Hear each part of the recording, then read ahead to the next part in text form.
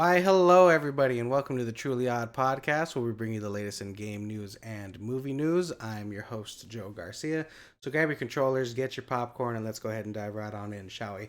Starting with our game news topics of the day. And our first game news topic of the day was regarding the sci-fi horror game Routine, finally launching on December 4th after a 13-year long journey. Let's go ahead and take a look here at this article from Game Informer. If you guys haven't seen the trailer, YouTube again, bit of a bitch. Can't really play it for you guys because the music and stuff like that. So if recommend you guys take a look at it for yourself.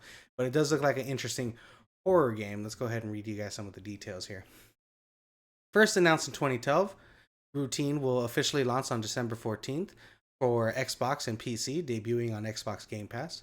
Set in a 1980s style lunar base, players must investigate a silent station while evading killer machines in a tense first person survival experience.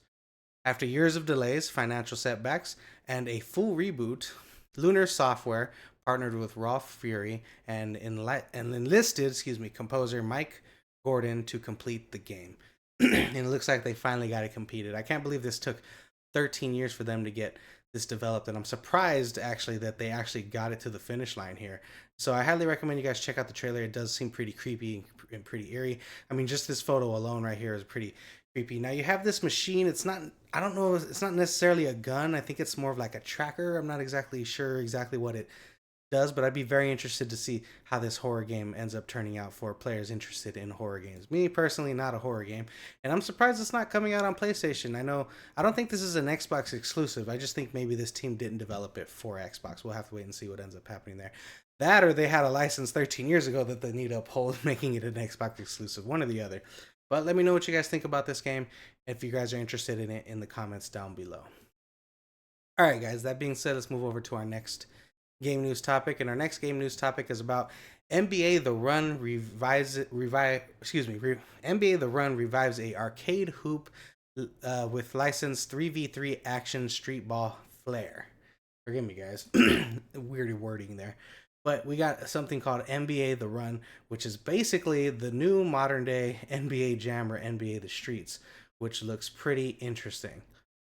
Now, if you don't remember, every NBA Jam, NBA Streets is very stylized bas- basketball played game. It was very interesting and very fun for back on. I think it was on the PS2, if I'm not mistaken. It was a long time ago. But let me read you guys some of the details. Play by Play Studios, led by EA veterans, reworked The Run Got Next into NBA The Run after securing the official NBA license, blending fictional street ballers with real NBA stars.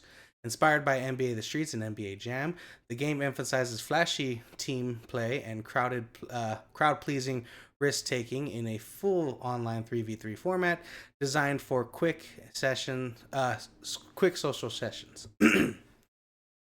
With rollback netcode, DJ Bobito Garcia return and creative direction from NBA Street alum Mike Young, NBA The Run aims to deliver a fresh yet familiar arcade basketball experience minus the single player career mode.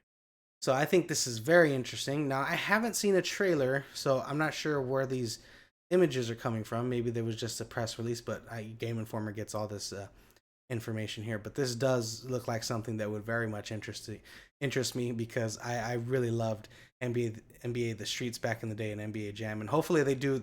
What was that football one called? Was it NFL Streets? I forget what it was, but they had a football one too. So I hope they bring that back as well because that would be a lot of fun to play. So I'm very curious how this is going to turn out. But let me know if you guys are interested in NBA The Run. All right, guys. That being said, let's move over to our next game news topic of the day. And our next game news topic of the day was regarding Don't Nod partners with Netflix for a narrative game based on one of their major IPs. Let's go ahead and take a look here from this article from Game Informer. Don't Nod, known for Life is Strange and Lost Records, Bloom and Rage, is developing a narrative game based on a major Netflix IP, marking its first adaptation of existing material. The project is being handled by Don't Not's Montreal team, which includes original Life is Strange designers and will be published directly by Netflix. Alongside Netflix partnerships, Don't Nod is also working on Aphelion a sci-fi title revealed during the 2025 Xbox showcase. So the question is, and the question everyone's asking is, which IP is this going to be? Knowing what they've worked on as far as Life is Strange and then this one as well, I think it's probably going to be a Stranger Things video game. Now, if let's say that I'm right and it is a Stranger Things game that they're going to be working on, my question then would be, are they going to do like follow the show and introduce gameplay in between, or are they going to do their own side story with different characters, or maybe characters we didn't get a full experience with in the show that they kind of introduced? So I'm very curious what they're going to do if this is Stranger Things. Now, Netflix has a lot of IPs, but when it says a major IP, Stranger Things is the only one that comes to mind. I can't really think of anything else that's that um, major that they own. If you guys know of anything else, maybe let me know in the comments down below. What do you guys think the game will end up being? But I think it's Stranger Things, so it's going to be interesting seeing a narrative style game come to fruition with the studio. They do great work, and the art style there is really good. So I'm very curious how this game's going to turn out. But let me know what you guys think about this in the comments down below.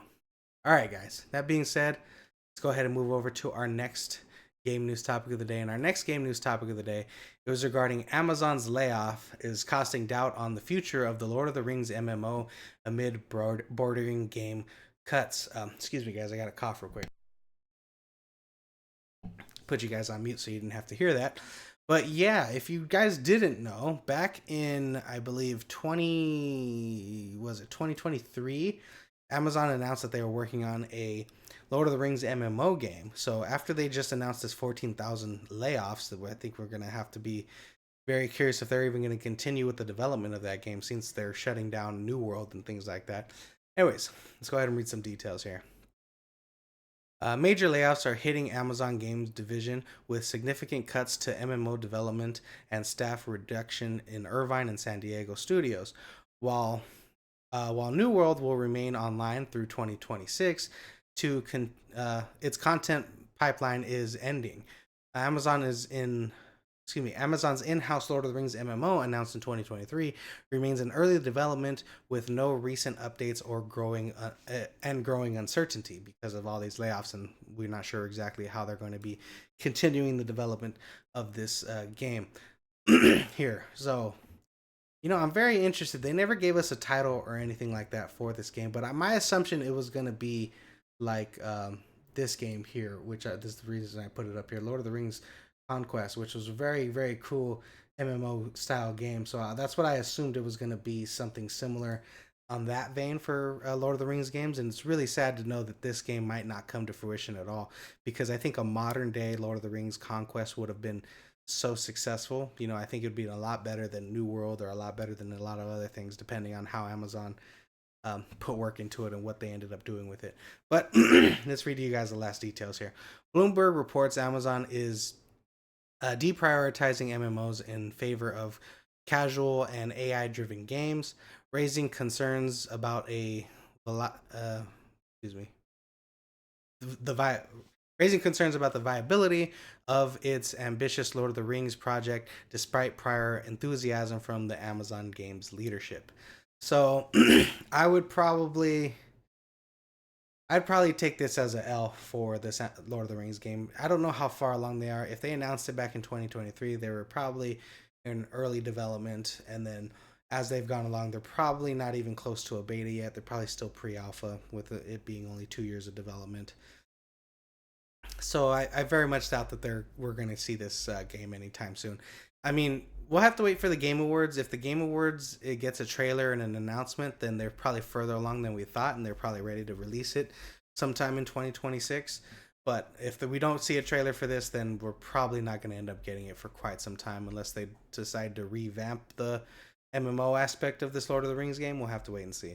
But it's sad to see a game like this get let go, because I think it had a lot of potential. But let me know what you guys think about this in the comments down below. Are you excited?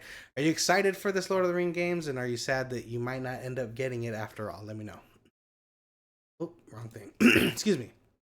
Anyways, guys, moving over to our next and our last game news topic of the day.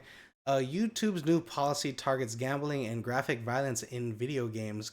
Video game content is going to start on November 17th. So I think this is going to affect a lot of YouTubers and a lot of the things that they are doing on their platforms regarding streaming and stuff like that. So I'm curious how this is going to all pan out when it's all said and done. But YouTube will broaden its definition of gambling and include in-game items with monetary value, such as skins and customization. Such as skins and cosmetics, potentially impacting content for games like Counter Strike 2. The new guidelines will limit video featuring realistic torture or mass violence against non combatants, raising concerns for creators for titles like Grand Theft Auto 5 and 6 and Overwatch 2. And another one I would mention is Ready or Not. That one you've seen some people get shot because it's one of those police simulator kind of games. Anyways, while YouTube remains a dominated force in the game media, in the video game media, it's it's stricter content rules.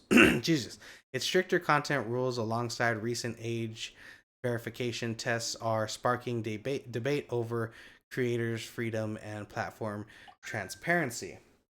So I get why that they're doing this. You know, gambling is a big issue, and especially when you're having young kids watch content like that. And also, graphic violence is a big issue when you're having kids watch content like that. And YouTube is a big platform for kids, whether they confirm or unconfirm if they're 18 or not. That doesn't necessarily guarantee that the legal ramifications won't take place if gamers won't do that. But a lot of things like this, these guessing loot boxes is somewhat of a gambling thing because you're not sure what you're going to get, so it can cause and lead to addictions.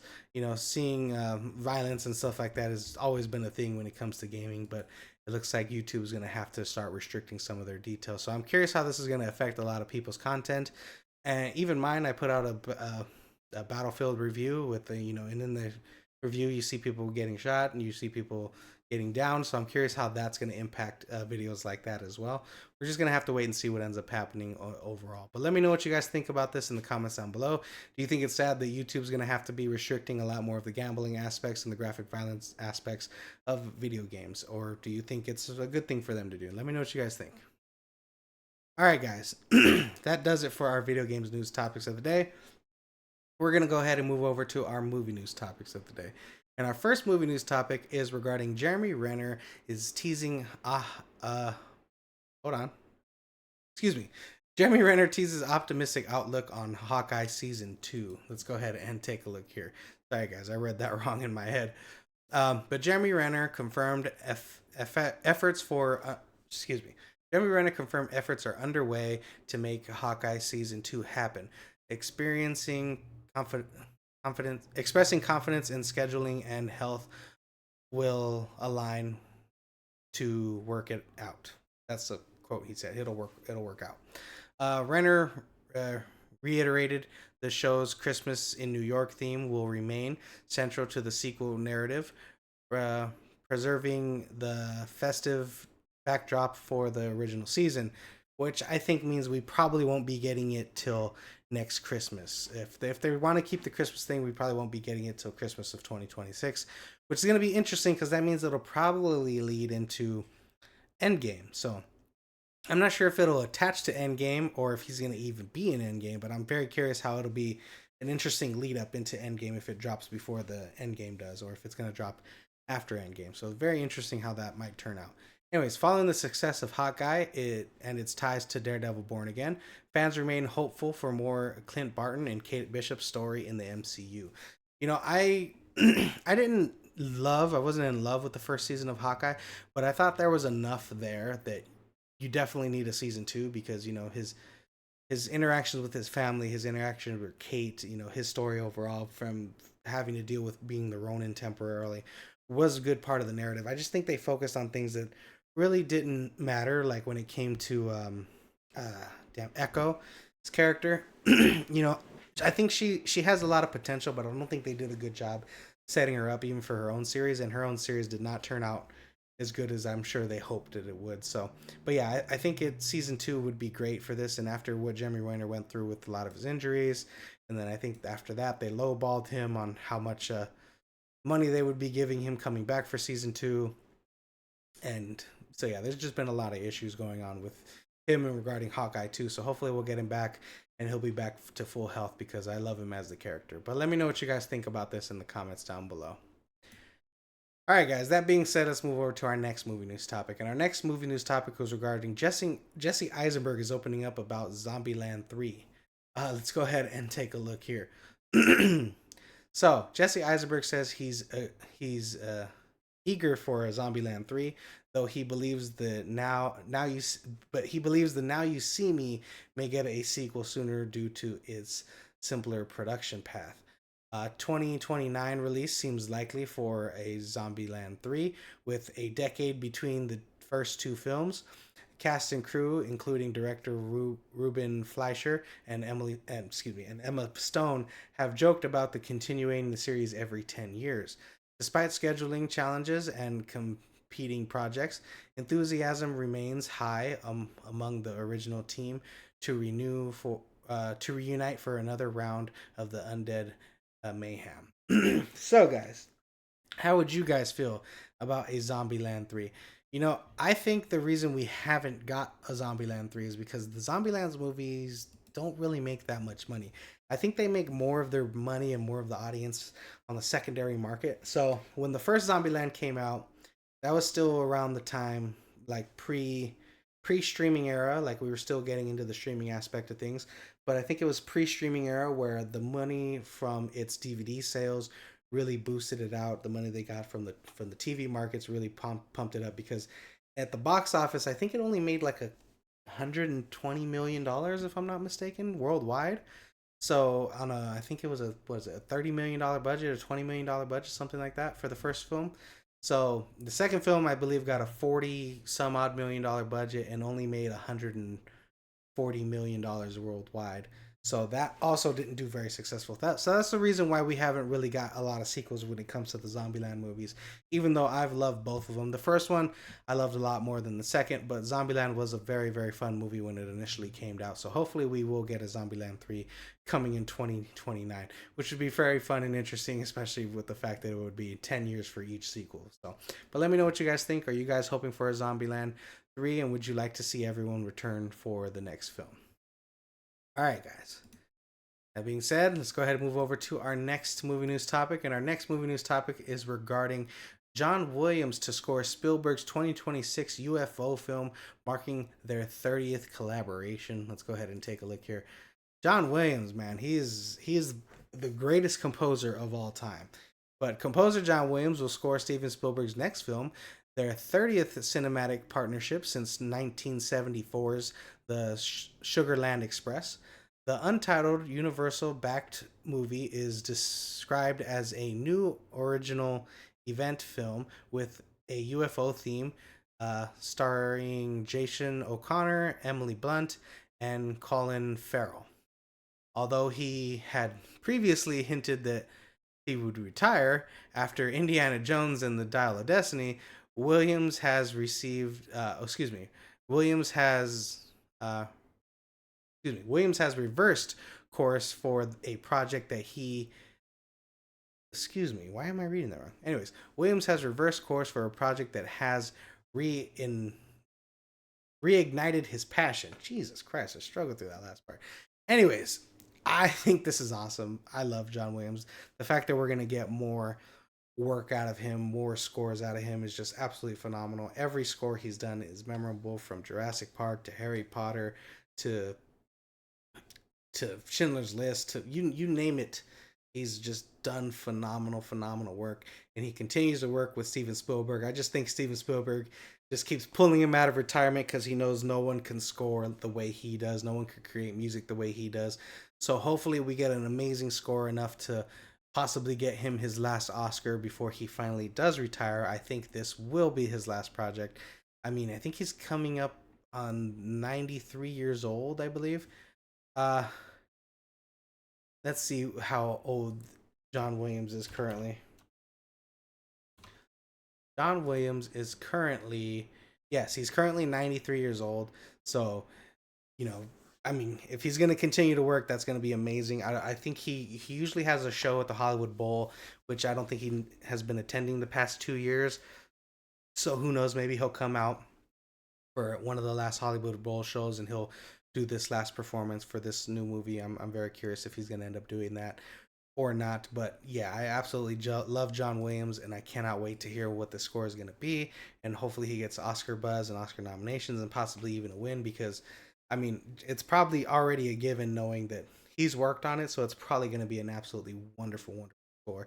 And I'm curious what the competition is going to be if he ends up losing, because it's this man's been, I think, the most nominated composer of all time, if I'm not mistaken. But yeah, let me know what you guys think about this in the comments down below. Do you love that John Williams came out of retirement, or technically didn't retire, but continues to work with Steven Spielberg? And are you guys excited to hear one of his possible final scores that he creates? Let me know what you guys think. All right, guys. That being said, let's move over to our next movie news topic. And our next movie news topic is regarding Paramount is eyeing Warner Brothers, as we all know, and their plans to merger will. Hold on. Oh, and their plans during the merger are to preserve the creative team and fold HBO Max into Paramount Plus. Let's go ahead and take a look here. This is mostly regarding James Gunn because he's one of the creative partners, the creative teams that they're going to want to keep intact when it comes to them merging if they end up buying Warner Brothers. But they've already made 3 bids, so they're going to definitely continue to try to do this. I mean, after 3 bids and after being told no 3 times, I mean, they're definitely going to be fighting before any other bidders try to get in on the pot. But anyways, Bloomberg reports that Paramount's David Ellis aims to retain Warner Brothers and DC Studios creative leadership while consolidating marketing and distribution in a merger if a merger proceeds. Anyways, Ellis would merge HBO Max into Paramount Plus to streamline content delivered through decisions on iconic studio lots remain undecided. Anyways, what they're gonna do with the lots is undecided as yet, but they're gonna merge the streaming services.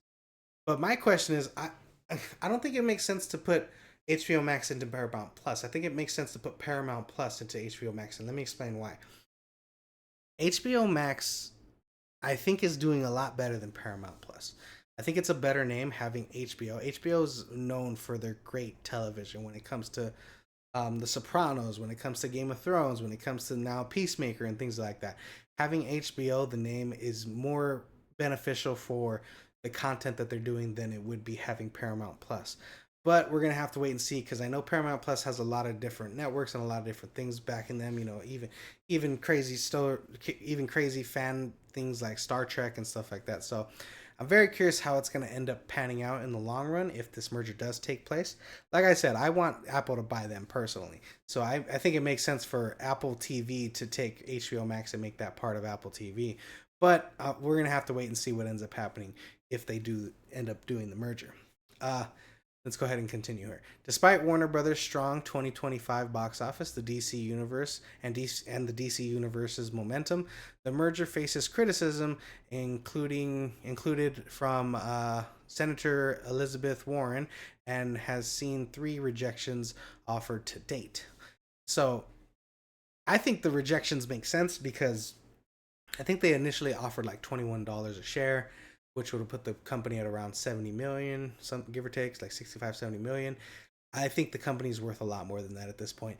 Now, I know that they're not worth as much as they used to be when Verizon had bought them initially. I think Verizon bought them for like 120 odd million dollars. They're not at that value just yet, but they can get there, and I think that's what the studio knows. They've seen a rise from, I think, if I'm not mistaken, Discovery bought them for about 50 billion, 55 billion, something like that. And now their valuation's going up to 70, possibly 80 billion, and possibly beyond that. So we might end up seeing $100 billion offer go here. It all depends. Like, there's a lot of different minutia and value for this Warner Brothers. Especially the value is if they split up Warner Brothers into the studio streaming service and Discovery into its own thing, because they're gonna probably end up doing that as well. So it all depends on what they end up doing. We'll have to wait and see. But it's very exciting times to be seeing what's gonna happen here. I really don't want Paramount to get Warner Brothers, because it's just too much for one studio. They're gonna have to. They're already gonna be doing lots of layoffs, which is gonna lead into my next story right now, actually. So let's go ahead and dive into it, guys. Paramount Skydance begins 2,000 job layoff aimed restructuring and cost cutting strategy. Aim for their restriction and cost cutting strategy. Excuse me, it's this one. Yeah. Paramount Skydance is laying off 1,000 employees across its TV, film, and streaming and excuse me corporation corporate divisions. Jesus, they're doing 1,000 layoffs across their TV, film, streaming, and corporate divisions, with a second wave expected to result in an additional 1,000 cuts. CEO David Ellis cites evaluating priorities and organization restructuring as the reason for the layoffs. Part of the border, excuse me, part of a broader $2 billion cost cutting plan following Skydance's acquisition of Paramount. While reducing staff, Ellis continues to pursue high profile deals, including a $7.7 billion UFC partnership and a potential merger with Warner Brothers Discovery that could trigger further consolidation. So, essentially, what's happening here is the typical layoffs, the restructuring of the company, how they want to handle things, how they want to do things. Also, there's people with multiple job titles that do the same job. You know, you get Skydance films or Sundance films, whatever the hell they were called before. It was Skydance. You get Skydance films, and you have a producer who does this work, and you have Paramount films. They merge in together, and that producer does the same exact work. You have to keep one and let the other one go because now you're just paying too much money for both the people. And that's the same thing that's going to happen is if they buy Warner Brothers. There's going to be lots and lots of layoffs because there's going to be too many people with the same job, and they're going to just have one person end up doing it, even though it's going to be two different studios. And that's the big issue. I feel like if Paramount buys Warner Brothers, there's going to be more layoffs than if Apple were to buy Warner Brothers, because Apple doesn't have that studio structure. They're starting to build it, but they don't have it as massive as Warner Brothers currently have. So I think that's the more beneficial part of Apple buying Warner Brothers. But we're just going to have to wait and see what ends up happening with all this. But let me know what you guys think about these layoffs and about this merger and how crazy this is all being. Who do you think is going to end up buying it? I think Paramount Skydance wants it very, very badly, but I think we're going to have someone swoop in there and pick it up because it'll probably be beneficial for them. And someone that can do that and has the money to do that is Apple. We'll have to wait and see. My fingers are crossed for that. But let me know what you guys think in the comments down below. All right, guys, that's a wrap for today's episode of the Truly Odd Podcast. If you guys like this episode, please like and subscribe. And always remember, guys, stay true, be odd.